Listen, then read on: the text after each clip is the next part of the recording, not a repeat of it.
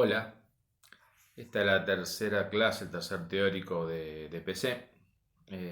Estuvimos hablando estos días con los profes, el cuerpo docente de la materia, teniendo en cuenta fundamentalmente las dudas que le habían surgido a ustedes, los alumnos, en relación a los contenidos fundamentalmente. Y quisiera hacer un par de aclaraciones. Primero es que ustedes se tienen que guiar fundamentalmente por el programa y del programa por la guía que le van dejando clase tras clase en el aula de los prácticos cada docente. Los puntos que vamos a trabajar en esta primera parte, en esta primera unidad fundamentalmente, que ya estamos empezando a hacer, es la diferencia, primero la diferencia entre desarrollo y discurso y qué le aporta a la materia hablar de políticas del discurso. Vamos a trabajar también por qué el campo PSI surge a finales del siglo XIX. Para eso vamos a ir estableciendo, analizando lo que fue el siglo XIX, las características del siglo XIX que posibilitaron, que crearon las condiciones de posibilidad que aparecieran los iniciadores, Pavlov, Kuhn y Freud, que son los primeros en plantear algo de lo que después en el siglo XX va a ser, van a ser las psicologías contemporáneas, que nosotros le llamamos las políticas del discurso psicológico. Y después vamos a hablar de las características de cada una de esas tres políticas. Digo esto que ustedes se guíen por el programa y por guía que le dan los profes, porque en los textos ustedes han empezado a leer el material que subimos a la página, que tiene que ver con algo que escribimos, que es seminario 1, 2 y 3. Algunos alumnos han dicho que no le ha costado, que no le ha costado mucho, otros que entendieron algo, sí, otros no, a otros que, bueno, que no han entendido poco. En los textos, en este texto de los seminarios, en otros textos que ustedes van a ir leyendo durante el dictado de la materia, van a encontrar más de los que se les pide en el programa. O sea, es más amplio lo que dicen los textos que lo que nosotros pretendemos que ustedes vayan asimilando. Siempre fue así. Por eso la guía para ustedes en esta nueva modalidad de cursado, que es el campo virtual, el modo virtual de cursado, que es diferente al presencial, muy diferente, que esperemos que sea provisorio y que pronto nos podamos encontrar en las aulas de la universidad. Si no, vamos a ver si podemos emplear algún otro método de intercambio, de dialéctica, de conversación con ustedes, más allá de lo que ustedes plantean en el chat o en los foros. Pero la guía por donde ustedes se tienen que guiar cuando leen los textos, dicen muchas cosas los textos, ya se habrán dado cuenta, en lo que tienen que presentar más atención, prestar más interés, focalizarse, son en esos puntos que les mencioné recién, y que clase a clase se le va transmitiendo una guía. Hasta el momento, después de la duda, hay dudas que se repiten. No tengan miedo, no se asusten o no se desesperen porque no entienden todo. Tampoco le pedimos que entiendan todo, que entiendan todo de primera. Esto es algo progresivo. Tampoco es algo lineal, porque hablamos de discurso, no de desarrollo, no es algo lineal. Hay algunas,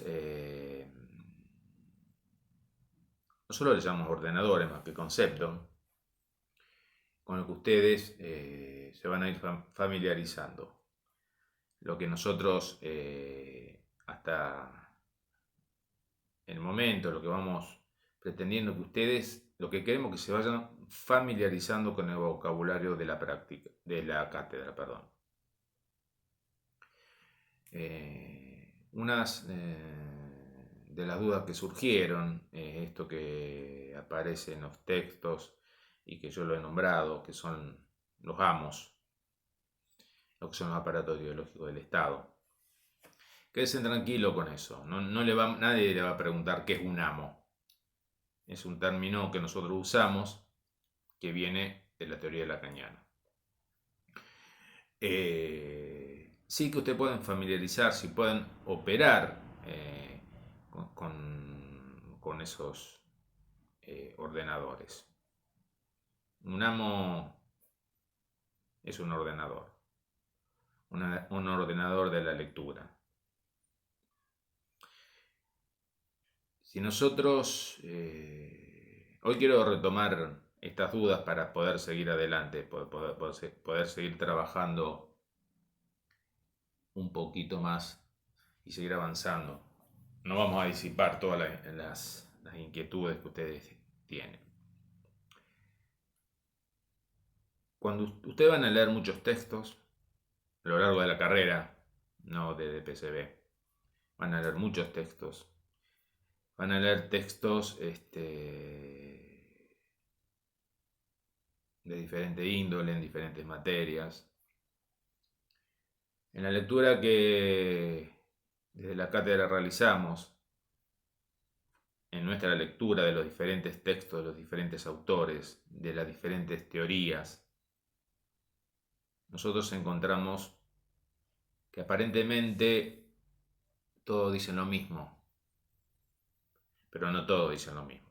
Si profundizamos y hacemos una lectura minuciosa, nos damos cuenta, percibimos, que hay profunda diferencia entre un autor y otro, entre una teoría y otra. Entonces cuando leemos un texto, tratamos de encontrar, a ver, ¿qué dice? ¿O qué es lo que no dice en eso que está diciendo? ¿A dónde apunta ese texto? A ver, ¿a dónde apunta es qué concepto, qué práctica orienta? Cuando alguien le dé a leer un libro, un autor, un capítulo, lo importante para nosotros es, por lo menos en nuestra materia, poder leer de qué está hablando. ¿Cuáles son los ejes de esa teoría? ¿Cuáles son los ejes de ese texto? Y en el campo en el campo psi, nosotros leímos que al menos hasta ahora hay 3 grandes ejes. Porque digamos, leemos un autor, leemos otro, y entre algunos autores encontramos afinidades. Por ejemplo, la afinidad de algunos autores que centran el eje en la conducta,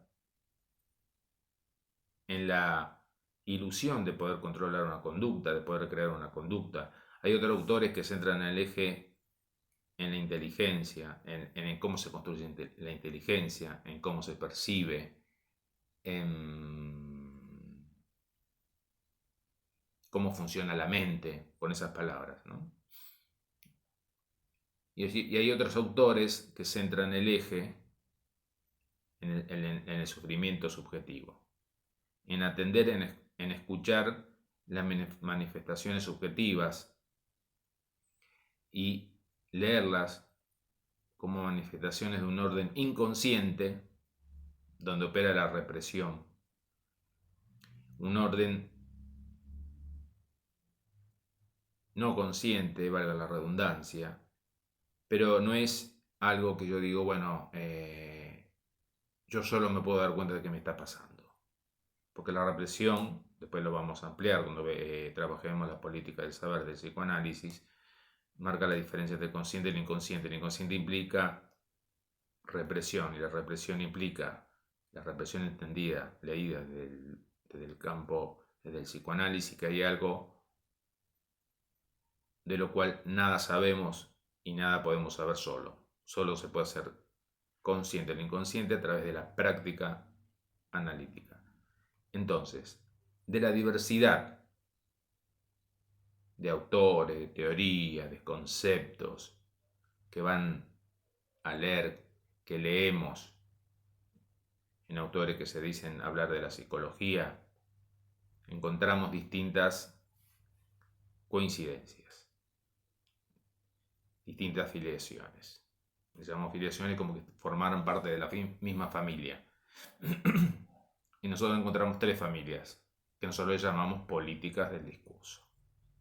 La familia del aprendizaje, que centra su interés, su intencionalidad en poder controlar una conducta, en poder crear una conducta. Otra política de discurso, otra familia que es la que trata de decirnos, entender cómo conocemos, cómo se construye la inteligencia, cómo funciona la mente, que le llamamos política de conocimiento, y otra política que pone su eje en hacer consciente lo inconsciente, que es la política del saber, que es el psicoanálisis. Entonces, lo que hacemos, el iniciador de esta política del discurso, que es de PC también es una política del discurso, el iniciador fue el profesor Comas, se ordenan estas tres políticas del discurso, con similitudes y diferencias. Hacemos una lectura retrospectiva, porque la mayor cantidad de autores son del siglo XX, y si vamos retrospectivamente vemos que estos fundamentos, donde se asienta que es la conducta, que es el conocimiento y que es el sufrimiento subjetivo como manifestación del inconsciente, los primeros que dijeron algo de eso fueron lo que vamos a llamar los grandes iniciadores, Pavlov, Kuhn y Freud. No es que ellos dijeron, yo voy a inaugurar la política del aprendizaje, voy a inaugurar el conductismo, o voy a inaugurar la política del conocimiento, o voy a inaugurar el psicoanálisis. Tal vez Freud fue un poco más lúcido en ese punto y se dio cuenta que estaba creando algo nuevo. Pero ninguno de los tres era psicólogo porque no existía la psicología.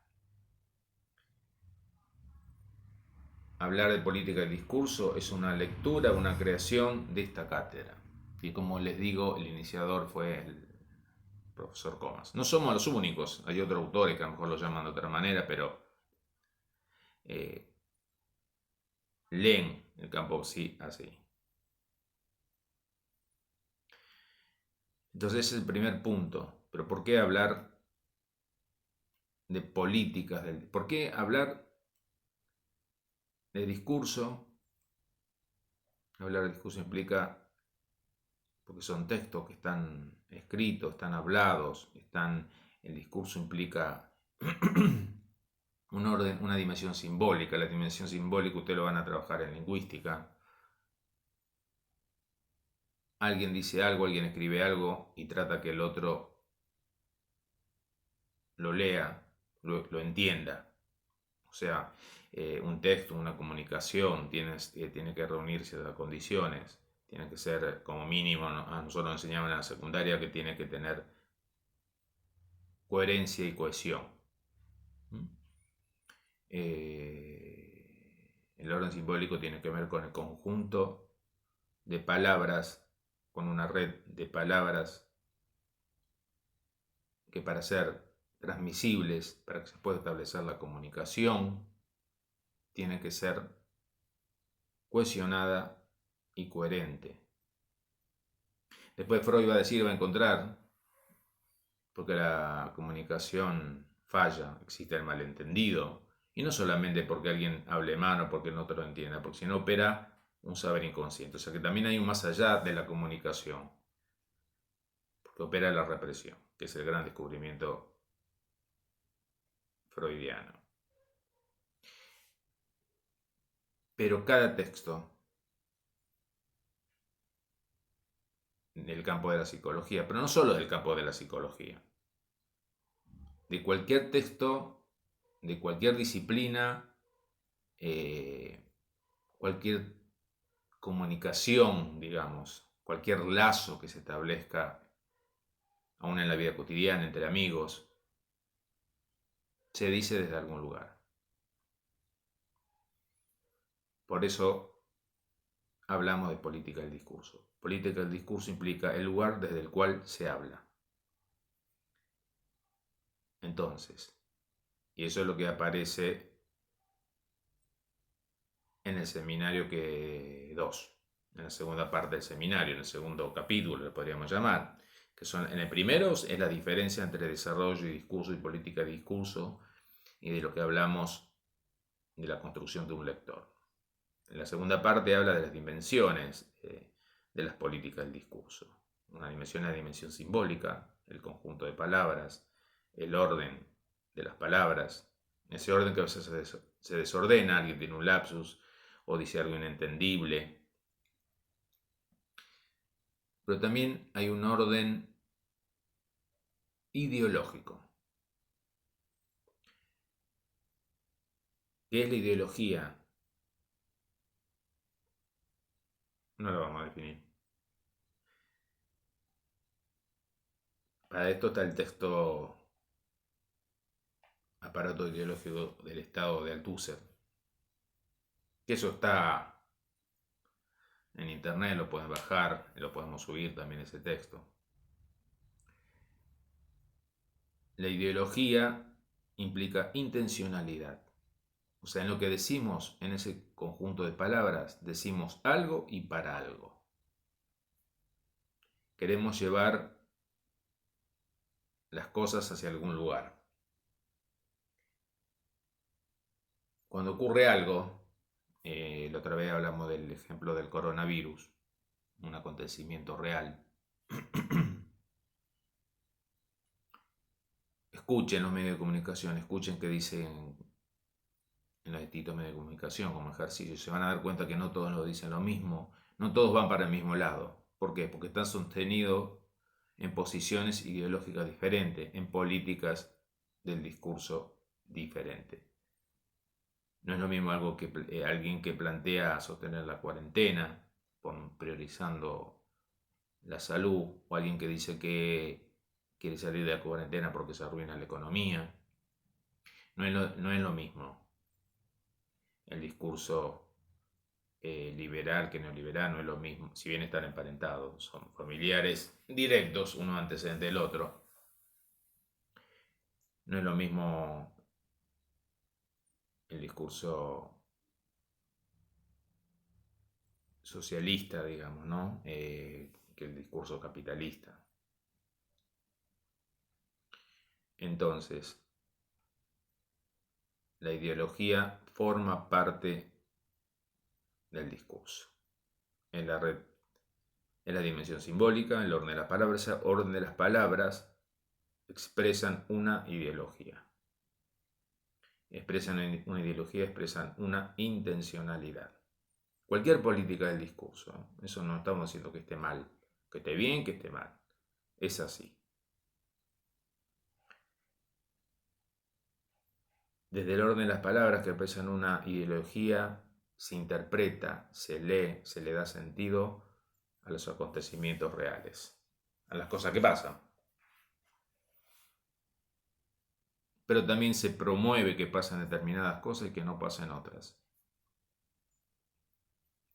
Se promueve un discurso neoliberal, nunca va a promover estatizar o que el Estado controle los medios de producción.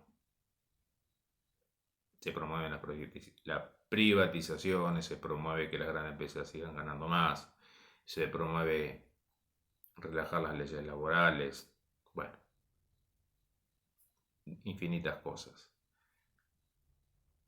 Se promueve quitarle dinero, inversión pública a la salud. En ese orden estaba degradar el Ministerio de Salud, a secretaría. O sea, no solo interpreta los acontecimientos, sino también se promueven actos reales. O sea que las políticas del discurso tienen una intencionalidad, una táctica, una estrategia y una intencionalidad. No le vamos a preguntar qué es la táctica, qué es la estrategia, qué es la intencionalidad. Pero lo tienen que saber, que existe eso en cualquier política del discurso. Y también produce efectos. Por ejemplo, todas las medidas que se están tomando en relación a, por ejemplo, sigamos con el ejemplo del coronavirus, de mantener la cuarentena. ¿Cuál es la intencionalidad? Aplanar lo que sigue la curva, ¿no? Que no haya una explosión de un montón de casos que después no se pueden atender dentro del sistema sanitario. Y toda política de discurso trata de reducir los efectos, trata de reducir la distancia, porque siempre hay una distancia entre lo buscado y lo hallado, entre la intencionalidad y lo que se logra. Pero toda política del discurso intenta reducir esa distancia, que lo buscado hacia lo que se tiende, que la intencionalidad logre los efectos deseados, buscados, planteados. Volvamos al campo psi. La política del aprendizaje tiene como intencionalidad poder controlar, dominar, promover diferentes conductas y que no se produzcan otras conductas. El campo del conocimiento, al pretender conocer cómo alguien construye la inteligencia, cómo alguien se forma las ideas, cómo alguien genera sus representaciones, ¿qué pretende? Pretende dominar esas representaciones, esas ideas, la ilusión de poder controlar esas ideas. Es que la idea que después exportamos cada uno de nosotros. Digo ilusión de controlar las conductas en un lado y de controlar las ideas en el otro, porque nunca se logra, siempre falla. Siempre hay una diferencia entre la intencionalidad y los efectos. Algún efecto se produce. Y algún éxito tienen estas políticas también. Pero también falla fundamentalmente por lo que descubre Freud, que hay un orden inconsciente que resiste, que no se deja tomar por este dominio de las conductas y de las representaciones, que es el orden inconsciente, que tiene otra lógica. Todo esto es lo que vamos a hablar durante el año, lo que vamos a trabajar, lo que vamos a seguir trabajando. Ahí en el texto, en el punto 2, y después se retoma algo en el punto 3, se plantea que fue una cuestión que despertó preguntas, que la política es saber, la práctica analítica no tiene una intencionalidad. No intenta dominar ninguna conducta, no intenta dominar ninguna idea, no intenta ni siquiera dominar los síntomas, el sufrimiento subjetivo, solamente espera que la persona que consulta hable, que pueda hablar y que pueda encontrar los núcleos inconscientes que están sosteniendo esa manifestación conscientes. No hay una intencionalidad de dominio en la práctica analítica. El analista no pretende dominar al analizante, al paciente. Solo trata de que hable y que siga hablando y que siga asociando.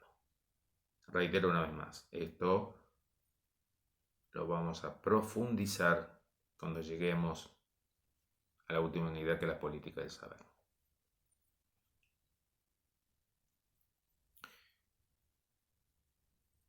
El otro punto importante a tener en cuenta que aparece en la unidad 3, que alguien me escribió ahí en las consultas que no entendía nada de la unidad del seminario, el capítulo 3, era de qué estaba hablando. Y hay un punto del programa que es psicoanálisis, ciencia o ideología. Y esta pregunta aparece porque aparentemente cuando algo es ideológico no es científico, es pura idea, es solamente algo que lo escuchamos también, ¿no? Cuando hablan los debates de distintos partidos políticos, le dicen, no, pero eso es ideológico, ¿no? Como que hubiera algo no ideológico. Pero esa pregunta, ciencia o ideología, esconde una trampa. ¿Por qué hablar de o? ¿Por qué ciencia o ideología? La ciencia está articulada a la ideología. ¿Por qué? Un escrito científico, un escrito que se llama científico, es una articulación teórica, es una articulación simbólica, pero eso nunca está desprendido de lo ideológico. Pensemos, por ejemplo, en la matemática. Habría que ver si es una ciencia la matemática, pero pensemos en la matemática, es un conjunto de números, de símbolos, que parece que no remiten a nada. Pero la matemática nunca está suelta, aislada, nunca un libro de matemática duerme en una biblioteca, sino que la matemática forma arquitectos, ingenieros, y después con eso, ¿cómo se usa? ¿Cómo se instrumenta? Se hacen casas para sectores populares, se hacen grandes edificios, conglomerados, se hacen puentes, bueno, siempre se aplica para algo. Por eso la ciencia, la medicina, no es la medicina lo mismo ejercida en los sectores privados, no es lo mismo la salud como mercancía que como un derecho. O sea, la ciencia no está nunca separada de la ideología. La ciencia siempre está articulada a la ideología y produce efectos en lo real. El campo médico viene justo, viene bárbaro en tomar la práctica médica como una mercancía, como un elemento de consumo, a tomarla como un derecho que el Estado tiene que garantizar. Entonces, ya cuando ustedes tengan una pregunta, cuando hacen una pregunta, esa pregunta ya supone una elaboración. Por eso no se preocupen, o preocúpense, no es algo, si bien genera angustia, genera malestar, genera incertidumbre, pero lo más importante es que los mueva, que esto los mueva, no pretendan entender todo en este momento. No es nuestro interés que ustedes pretendan todo, que ustedes entiendan todo. Nuestro interés en este momento es que ustedes lean, guíense por las preguntas, por las guías que le hacen los profesores, en las guías de los prácticos. Vamos a tratar de mandarle más guías, pero ese es el fundamento. El fundamento es que ustedes puedan leer lo más tranquilos posible, puedan permitirse no entender, y que sí, que puedan preguntar.